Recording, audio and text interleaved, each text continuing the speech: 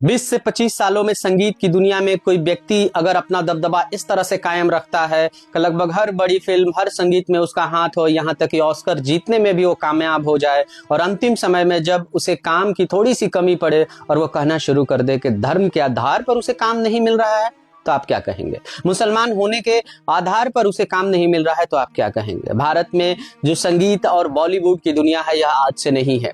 शुरुआत में अगर देखी जाए तो मोहम्मद रफ़ी, नूरजहां जैसे कलाकार भी धर्म विशेष होने के बावजूद भी उन्हें लोग आज इतना पसंद करते हैं कि शायद किसी और को ना पसंद करें।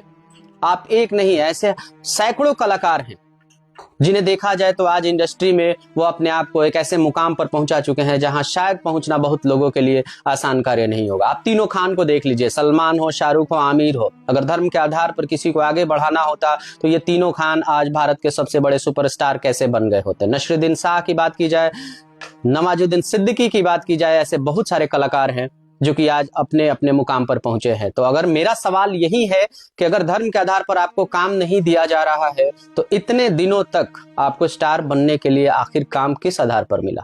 नहीं मिलना चाहिए था, बाकी दूसरे धर्म के लोगों को ही मिलना चाहिए था जिनकी संख्या यहाँ बहुसंख्यक के रूप में है।